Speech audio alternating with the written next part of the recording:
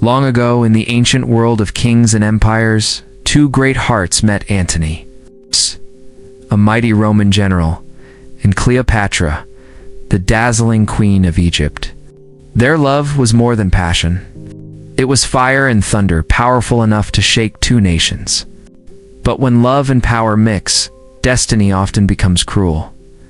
This is a story of love that fought against duty, of power that turned into destruction, and of two souls who couldn't live without each other, even in death, the beginning of a dangerous love. After the great ruler Julius Caesar was killed, Rome was left in chaos.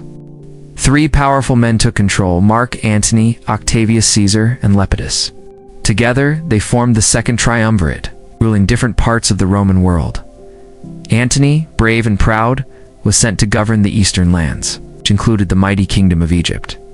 And there, like destiny, waiting behind a golden curtain, was Cleopatra, the queen of the Nile, beautiful, intelligent, and mysterious. When Antony met Cleopatra, he was completely mesmerized.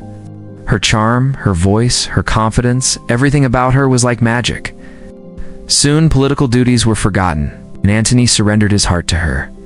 The two began living together in luxury and celebration, surrounded by music, feasts, and laughter.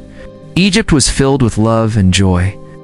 While Rome started whispering about Antony's absence, Rome calls Antony back in Rome. Octavius Caesar was not pleased. He believed Antony had become weak, distracted by Cleopatra's beauty. Rome needed him, but Antony seemed lost in passion. To fix their broken friendship, Caesar offered Antony a marriage alliance. He suggested Antony marry Octavia, his own sister. It was a political move to keep peace between them, though Antony loved Cleopatra deeply. He agreed to marry Octavia to show loyalty to Rome and silence the rumors.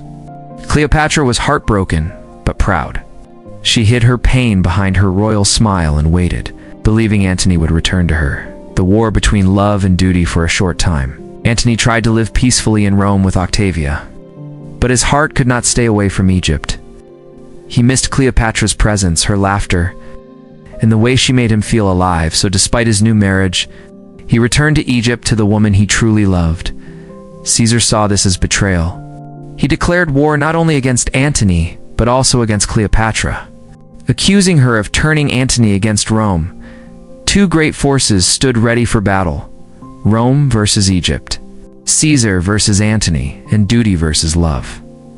The Battle of Actium, the final war, began at sea. Near a place called Actium, Antony's ships, commanded by Cleopatra's fleet, faced Caesar's strong navy. At first, Antony's side seemed brave and determined. But suddenly, in the middle of the battle, Cleopatra's ships turned and fled. Whether it was fear or strategy, no one knew, but Antony, seeing her retreat, left his army and followed her. His soldiers were shocked. Their leader had abandoned them for love.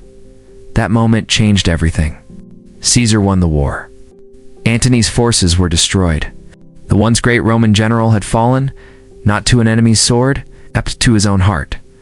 The fall of the lovers. After the battle, Antony and Cleopatra returned to Egypt. They knew Caesar would soon come for them. The walls of Alexandria, their beautiful city, were surrounded by Roman armies. Antony's honor was broken. He felt he had lost everything: his friends, his power, and even his pride. In shame and despair, he decided to end his life, but a messenger brought terrible confusion.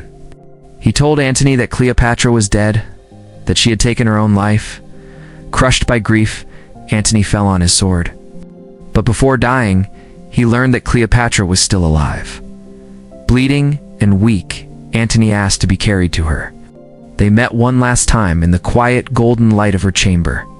She held him in her arms, crying as he whispered his final words of love and regret. Then, Antony, the great warrior of Rome, died in the arms of his beloved queen. Cleopatra's final choice when Antony was gone. Cleopatra's heart was empty. Caesar tried to capture her alive, planning to display her as a trophy in his victory parade. But Cleopatra was a queen, proud and unbroken. She refused to live as a prisoner. She dressed in her finest royal clothes, gold and pearls shining like the sun. And prepared for her final moment, she took a small basket filled with figs. Hidden inside was a poisonous snake, an asp. She lifted it to her breast, smiled faintly, and said goodbye to life. When Caesar's soldiers arrived, they found her lying peacefully beside her two maidens, her beauty untouched, her spirit free, and so ended the story of Antony and Cleopatra, the lovers who defied empires. Their love was too fierce for the world of politics and war.